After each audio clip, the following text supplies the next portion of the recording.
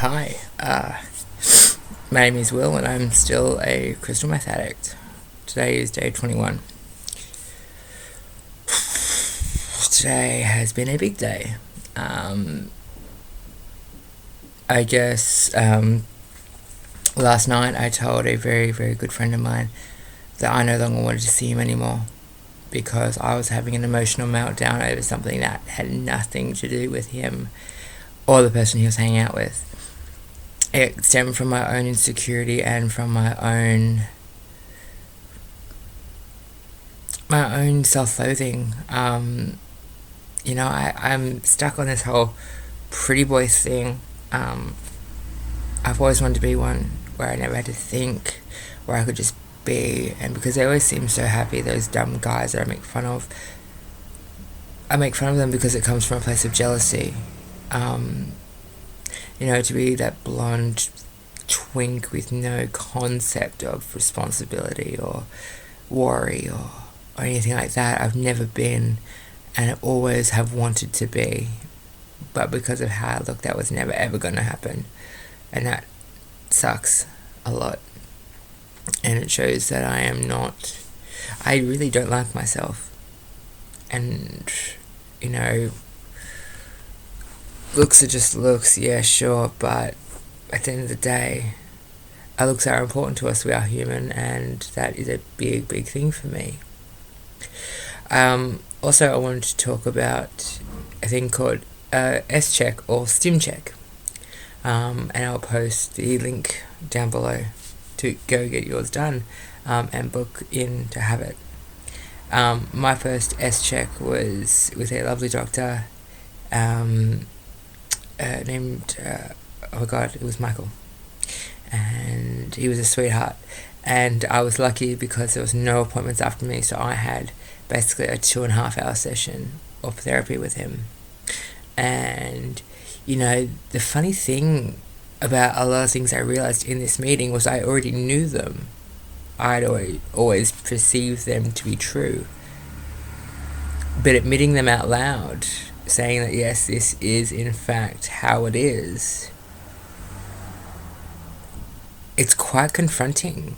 The amount of resentment and guilt and shame I have about who I am and what I'm about is very real. And to sort of say it out loud and release it to the world is a big thing, because I can acknowledge the fact that I'm angry about it, or I can acknowledge the fact that I'm sad about it, or acknowledge the things I wouldn't normally acknowledge. So tonight I have decided to not go to a CMA meeting, which they suggest you do 90 meetings in 90 days. But after a 2.5 hour therapy session, I'm a little wiped, and I'm okay with that. And so I'm gonna go put on my sweats, and I might go do a yoga class. There's heaps of them around, and they're free if I search hard enough. But back on S-Check, the first session is about really delving into who I am and taking a snapshot of me as a person, and what I've been through, the traumas, the trials, tribulations, everything that's led me to my usage, and including my usage, how much I used, why, what I felt, what I didn't feel when I was not using, the coming down aspect, psychoses and stuff like that. And I'm actually very interested about psychoses because I don't believe I've ever really gone through it. I've seen others go through psychoses and been there to talk them through their false reality, and I believe at the time the reality is very real for them, but I've never experienced that. And I would love to hear from you guys. If you have any psychosis stories, please feel free to comment underneath. I would love to hear some stories and get some other feedback to understand what happens in this ulterior reality that is perceived to be the reality of a user at the time. As I said, I never went through a psychosis thing. I've never heard voices. I never Occasionally I'd see shadows move, but that was really about it. And it brought, another thing back on this check, brought attention to a lot of things with my family. And a lot of my things stem from my family. And not that I'm going to name them or shame them or, excuse me, or anything like that. It's important that I acknowledge that a lot of my problems stem from my own sense of belonging to my family. I've often spoke about my two perfect brothers, the perfect specimen of male masculinity. They were AFL players, they were ladies' men, they were popular, they had great bodies, they, had so much about them that I just didn't have. I hate that. I really do, and I resent them so much for that. And then in 2002, when they were in the Bali bombing together, it just proved, and through no one's fault, just proved how together those two were and how on the outer I was to my family and where I fitted in this family dynamic. And so I've always had a bit of a chip on my shoulder about that, and slowly I'm wearing it down, but it is going to take some time. It was a good thing to be able to sit in this therapy session and just say exactly how I felt, warts and all. This annoys me, this shits me, this I like. One thing that was peculiar and that the doctor actually brought to my attention was I didn't like naming my strengths. And I don't like doing that. I don't like sounding up myself. I call it the Bono effect. I don't want to be like Bono. I don't want to be a wanker. I just want to be me, and I'm dealing with this the best I can. It's hard. It is so hard, and the temptation is getting more frequent. Thank you to those who are not tempting me. I appreciate that. The people who are tempting me, I have deleted and I don't want in my life at the moment.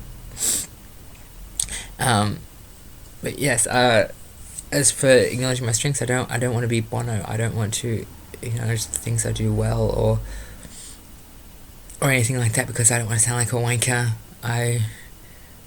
But the thing is, I want people to notice that about me, that I'm humbled and human, and I don't hear that enough.